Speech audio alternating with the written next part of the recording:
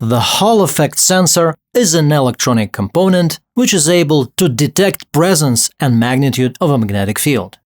The physics underlying the operation of the device was discovered at the end of the 19th century by the American physicist Edwin Hall.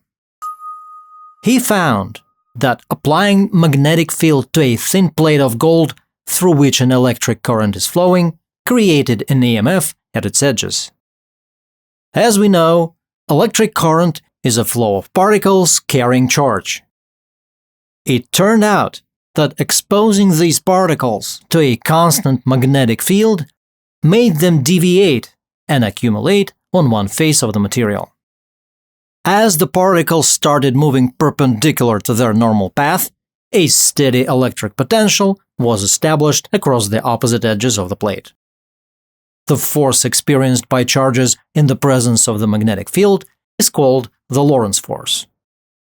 Because EMF created by Hall effect is negligible, it's microvolts basically, these days Hall effect sensors are sold in the form of integrated circuits containing built-in amplifying stages. Most of these chips output TTL signal, and some even have transistor switches on their outputs to drive load directly. For example, brushless fans that you can find in any desktop PC use Hall effect sensor ICs with two outputs of opposite polarity, capable of switching motor windings. This one, for example, has the Chinese-made FTC FS211 chip. If we peek inside an old-school commutator motor, we can easily figure out its working principle. As the motor is powered, the commutator, with the help of brushes, feeds current to the windings, making the cores attract to the permanent magnets of the stator. This makes the shaft start turning. As it completes a half-turn, the commutator reverses the polarity of the windings. The shaft goes on because the cores are now attracted to the opposite magnets of the stator. As another half-turn completes, the cycle repeats. This generates consistent torque in one direction, hence the rotation. The processes going on in a computer fan are basically the same, only switching is contactless. The inner surface of the fan impeller contains an annular permanent magnet. As the impeller rotates, its magnetic field rotates too. So the Hall effect sensor installed inside the magnet generates torque pulses. The signal is then fed to an operational amplifier, and then to an RS flip-flop connected to the NPN transistor switches, which, in turn, power the motor windings mounted on the stator. The chip also contains an open collector dedicated tachometer output. This switching principle is used in most modern electric motors, including power tools, remote-controlled drones, and electric cars. Such motors do not contain a commutator or brushes to replace. That's why they're called brushless. Let us take a closer look at how a computer fan works. It's quite remarkable, by the way. The windings, which are placed on the stator, are wound with a double wire. So there are a total of 8 windings instead of 4. The connection scheme is also quite special. The opposite ones are connected in phase, that is, in the same polarity. The adjacent ones are connected in opposite phase.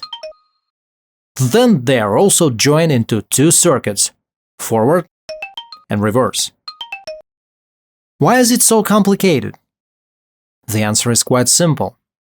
As the motor rotates, change of windings polarity is needed, which, if done contactlessly, as we know, requires a bridge connection consisting of at least 4 transistor switches, while the FS211 chip contains only 2. So what the developers did is just make a double of each winding on each stator core and connect them to the IC in opposite polarity. So when circuit A is active, the magnetic poles on the windings are set this way. And when circuit B is powered, the poles change to the opposite. basically emulating change of electric polarity of the coils. Such connection scheme has one more obvious advantage. The total dissipated power of the windings is doubled, which makes them cool more efficiently and increases their service life. So, at a particular moment, only 4 windings out of 8 are powered, which makes the motor two-phase. However, inside each of the 2 circuits, the coils are connected in opposite phase through 1. Why? The thing is, the rotor has not 2, but 4 poles, and they are located in this way. Looking at this diagram, we can now easily figure out how the fan motor works. When circuit A is active, the stator poles are located like this, and the rotor, being attracted to them, turns into this position. But thanks to the inertia, it moves a little further and engages the Hall effect sensor, which is located exactly in the middle between adjacent coils. As the control IC gets the sensor signal, it turns off circuit A and turns on circuit B. Now the stator poles are located like this. The rotor is once again attracted to the stator, so the shaft goes on rotating. Then, again, thanks to the inertia, it moves a little bit further, and the opposite pole of the rotor is positioned next to the Hall effect sensor. The IC switches again and powers circuit A. Then the cycle repeats. There's another reason why the sensor is placed exactly where it is. Its location allows to set rotation direction. Depending on which of the 2 circuits are powered the moment the magnet pole is placed opposite the sensor, the rotor will rotate either clockwise or counterclockwise. So if you, for some reason, need to change the direction of fan rotation, all you have to do is just swap pins 2 and 3 of the control IC. Okay, let us now pull the sensor IC from the fan PCB and play with it. Here's the connection scheme to be used. The ground wire is connected to pin 4, the rightmost on the IC. The load, 2 LEDs in our case, to pins 2 and 3 relative to the positive power rail. Obviously, we're gonna need 1K resistors here. Pin 1, leftmost, is the open collector tachometer output, and not the power supply pin, as some diagrams online suggest. In theory, you can power the chip using this pin, also with a resistor in series, of course. But pin 1 carries switched output, which means the IC power will be interrupted.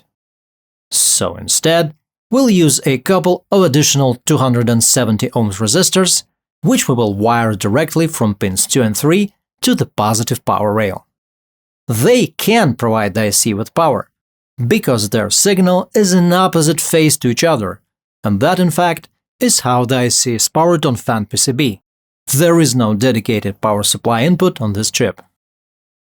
If we do not install resistors R1 and R2, the IC may malfunction, as the LEDs will not provide enough current to power the chip internals. Let's check it out.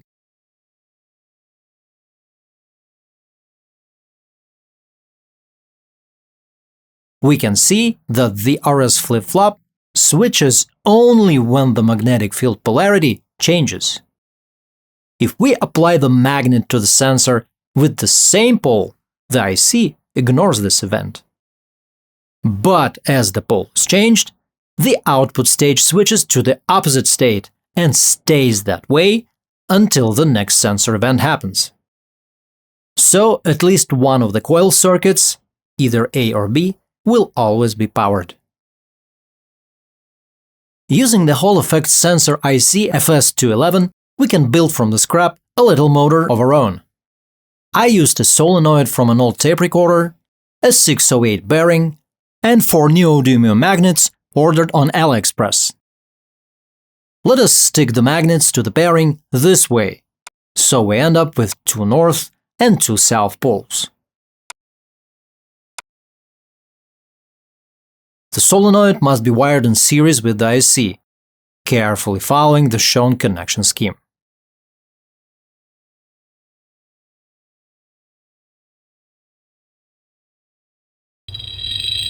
We can see our little improvised motor starts right away.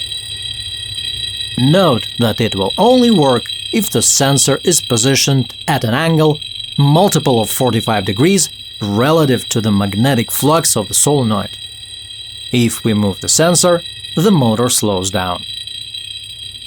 You can experiment and use bigger electromagnets and a larger rotor to build an even more powerful motor of your own.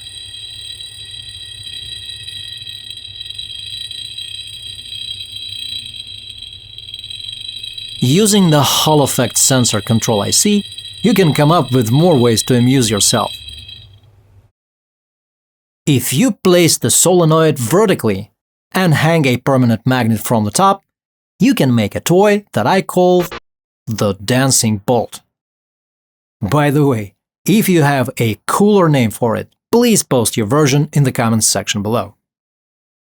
Important: the Hall effect sensor must be beside the electromagnet, while the neodymium magnet must face it with the same pole, so that the magnets repel each other as the power is applied.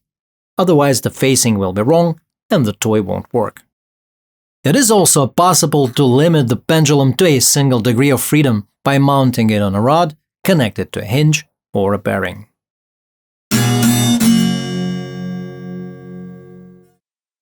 The FS211 chip, as was noted above, contains an RS flip-flop, thanks to which the levels on its outputs change only as polarity of magnetic field changes. Such sensors are thus called bipolar. However, this functionality is not always required, so there exist Hall effect sensor ICs that react to presence of the magnetic field without latching and do not require polarity changes. Such devices are called unipolar. For example, the A3144 IC, which we can observe right now. The LED turns on every time the sensor is immersed in magnetic flux, and turns off as the magnetic field is removed. By the way, Hall effect sensors do not care which face you apply the magnet to, they only care about the polarity. So, if you move the magnet to the opposite side of the IC without changing its orientation, the sensor will be triggered just the same, because the magnetic flux polarity will also remain the same. If we rotate the magnet by 180 degrees, the IC will stop reacting to it, no matter which side of it it's applied to. The Lorentz force created by the magnetic field will affect the particles inside the sensor anyway, but the A3144 is built in such a way that its internal circuitry registers only magnetic field of a certain polarity.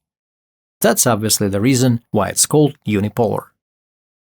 The unipolar sensors are mostly used as tachometers and end switches. They can also replace reed switches, while obviously being superior in several ways. They lack moving parts, and their service life is much longer than that of a reed switch. They, however, do not react to metal parts as they are, because they require magnetic field to function. But this problem can be easily worked around by placing the permanent magnet and the metal part in question on opposite sides of the sensor. As we can see, our circuit is easily triggered by the metal bolt, while the magnet remains motionless. This is explained by the fact that metal, as it approaches the magnet, also becomes magnetic, temporarily turning into a magnet and magnifying the magnetic flux of the permanent magnet.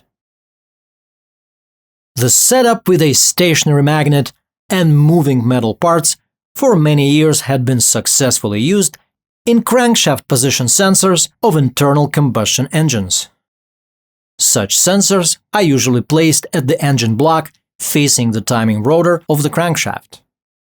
As the teeth pass the sensor, it generates pulses, which are sent to the ECU, which, by counting them, works out where the crankshaft is on its 360-degree rotation.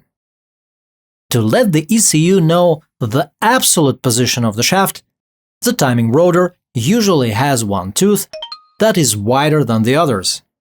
Thanks to this, one of the pulses generated by the sensor is also longer in duration, which allows the ECU to be in perfect sync with the crankshaft. There's also the third type of Hall effect sensors. Such devices are called bipolar. They are able to output signal based on magnitude and the polarity of the magnetic flux.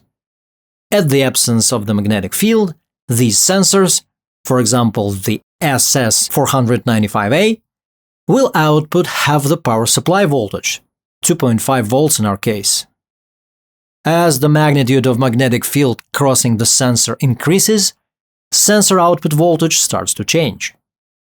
The sign of this change reflects the polarity of the magnetic field.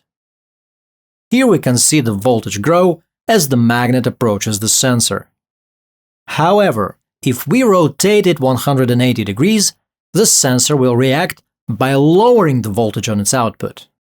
And, like any Hall effect sensor, the analog bipolar devices will read the magnetic flux with either phase. Analog Hall effect sensors are widely used in manufacturing industry automation. For example, in CNCs and robots, they are used to read the position of a moving part. A high-precision Hall effect sensor can return angle with an accuracy of minutes. Analog Hall effect sensors are also used in a popular electrical tool called current clamp. It is known that the magnitude of the magnetic flux crossing a circuit is directly proportional to the strength of the current in the circuit. Jaws of the clamp contain a magnetic conductor with a Hall effect sensor attached. So, by reading the EMF of the Hall effect sensor, it is possible to determine the magnitude of current flowing in the measured conductor. Thanks to the Hall effect, the tool can measure not only AC, but also DC current.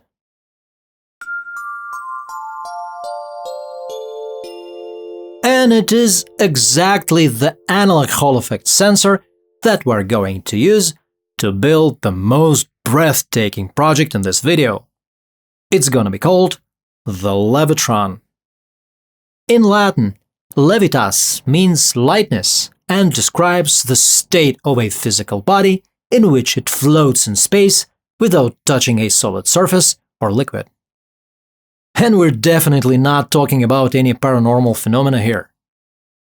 In this experiment, a metal bolt will float above the Earth's surface, or rather, above the surface of the table, thanks to the magnetism and a mechanism called negative feedback loop. To build the Levitron, we will need an electromagnet or solenoid. I made it from an old transformer, a stack of permanent neodymium magnets from AliExpress, our old buddy Arduino, and obviously a Hall effect sensor. The coil will be on the top, the sensor will be attached below it, and the levitating object will float yet a bit lower. The algorithm is plain simple. Initially, the permanent magnet, we are going to attach a metal bolt to it for better stability, is put next to the Hall effect sensor close enough to trigger it. As long as the sensor registers the magnet's presence, the solenoid is off. So the magnet, along with the bolt, as it is not attracted to the solenoid, begins to fall thanks to gravity. As soon as it moves away far enough for the sensor to stop detecting it, electromagnet is powered. This makes the bolt attracted to the solenoid. It slows down its fall, reverses, and starts ascending. When the sensor once again detects the permanent magnet and the electromagnet turns off, the cycle repeats. Now, if the algorithm is so darn primitive, why do we need Arduino? It looks like to make the Levitron work, all we have to do is wire the inverted output of the Hall effect sensor to a MOSFET switch. Unfortunately, it's not the case. You can pause the video now and take a moment to think why. The thing is, for the solenoid and permanent magnet to be able to attract, they must face each other, the opposite poles. That means both of them will be registered by the Hall effect sensor, because they are located on opposite sides of it, and the direction of the magnetic flux is the same. That means, as soon as the electromagnet is powered, the sensor will detect it and turn it off. So what we'll end up with is the circuit that excites itself, which is not what we want and is not fun. There isn't a known easy way of working around this problem. Unfortunately, we cannot isolate the sensor from the solenoid. If we do, we'll cut off its magnetic flux and it won't attract the bolt. One way of solving this would be to install an extra identical Hall effect sensor on the opposite side of the solenoid, and then calculate difference of their readings. Since the magnitude of the magnetic field is the same on both ends of the solenoid, it will be subtracted from the good signal, and the differential output will yield correct information on the position of the levitating object. Now, if you think of it, the value read from the top sensor will always be the same, since the magnitude of solenoid's magnetic flux is also the same. And that means, if we use a microprocessor to control the circuit, we can drop the second sensor and just use a correction value, which must be subtracted from the sensor reading while the solenoid is powered. Here you can see the Arduino sketch source code and the schematic diagram. The solenoid is driven by a classic MOSFET switch, which in turn is controlled by Arduino's digital pin number 3. The Hall effect sensor is connected to analog pin number 2. The first thing we do in the setup section is turn off all interrupts using the no interrupts statement. This will force the CPU to run at top performance. In the loop procedure, we read the value from the Hall effect sensor, the analog to digital converter, and compare it to the constant, which will set the distance between the solenoid and the levitating object. 45 is the empirically calculated correction value that I mentioned above. It's added to the value read from the sensor. When the electromagnet is powered, it equals 45. When it is not, 0. Alright, shall we give it a try?